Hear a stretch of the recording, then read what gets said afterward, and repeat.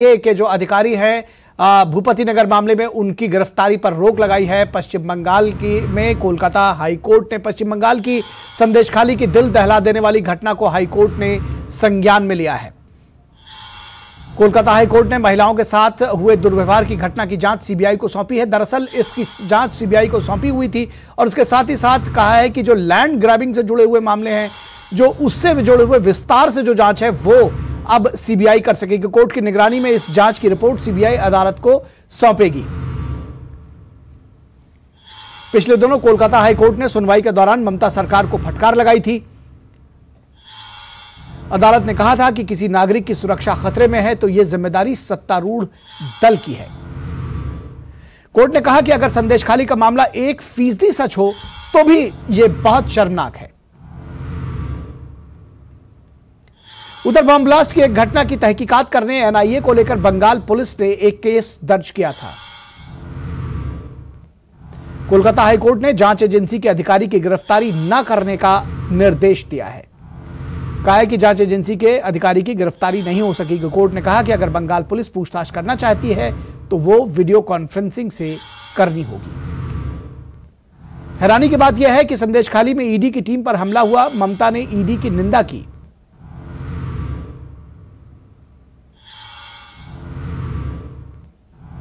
इस बार एनआईए को कसूरवार माना गया है। ममता कहती हैं कि रात में जाने की क्या जरूरत थी। तो इस पूरी खबर पर बातचीत करने के लिए हमारे साथ हमारे संवाददाता प्रसेनजीत बख्शी इस वक्त कोलकाता से हमारे साथ जुड़े हुए हैं। प्रसेनजीत, आपसे समझना चाहेंगे, ये जो अदालत का आदेश आया है वो तो हमने देखा, दर्शकों को बताया भी, इसके क्या इंप्लीकेशंस हैं, किस तरह से इस आदेश को समझना चाहिए? देखिए निखिल, दो बात है। जैसे आप रिपोर्ट में बता रहे थे, 5 जनवरी को ईडी के ऊपर हमला, ममता बनर्जी ने ईडी की आलोचना की।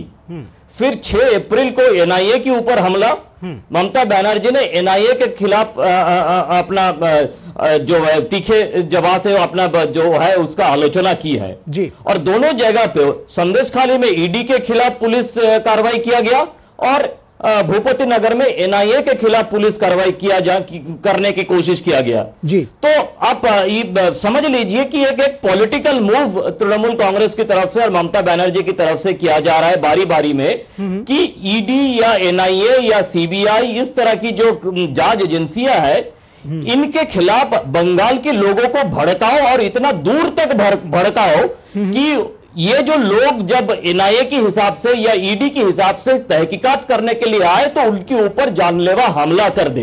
ये देश के लिए कितना खतरनाक है, शायद अभी चुनाव जीतने की चक्कर में ममता बनर्जी को समझ में नहीं आ रहा है, लेकिन ये खतरनाक एक तरीका है। ये लोग भी समझ रहे हैं। देखिए, लोग समझ रहे हैं, इसीलिए ना अदालत का जो कहना है, अदालत का कहना वो तो अगर इस तरह से हम कहें कि अदालत पब्लिक परसेप्शन की एक एक्सटेंशन है, लोग जो सोचते हैं उसको ही कानूनी भाषा में अदालत की तरफ से बताया जाता है। तो दोनों जगह पे जिस तरह से अदालत ने ममता बनर्जी शासक तृणमूल कांग्रेस को फटकार लगाया है, यह देखकर कम से कम अब तो तृणमूल कांग्रेस की तरफ से चुप्पी साधना जरूरी है।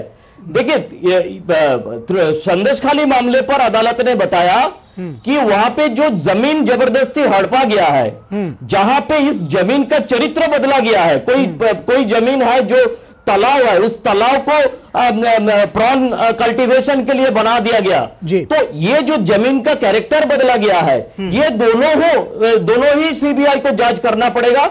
इसके साथ जो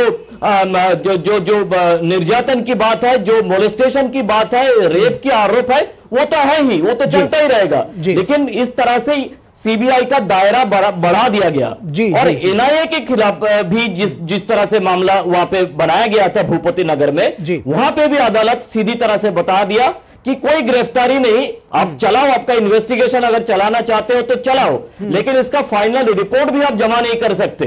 तो इस तरह से फटकार शायद किसी भी राजनीतिक दल को इसका पहले कोई अदालत दी है यह तो मुझे मालूम नहीं है निखिल। जी जी, निश्चित तौर पर। तो ये एक बड़ी खबर है पश्चिम बंगाल से, और पश्चिम बंगाल के लोग भी इसको बहुत करीबी से, बहुत बारीकी से देख रहे होंगे। उस पर उनका रिएक्शन इन चुनावों में जरूर समझ में आएगा, ऐसा मुझको लगता है। फिलहाल बहुत शुक्रिया इस तमाम बातचीत और जानकारी के लिए प्रसेनजीत। और बात करेंगे पहले चरण के चुनाव प्रचार की, जो कि तेज हो चुका है। और पहले चरण में जो सभी दलों के स्टार प्रचारक हैं वो अपना पूरा दमखम झोंक रहे हैं। पहले चरण का चुनाव प्रचार चरम पर, पीएम समेत कई बड़े नेताओं की रैलियों का रेला रहा है आज।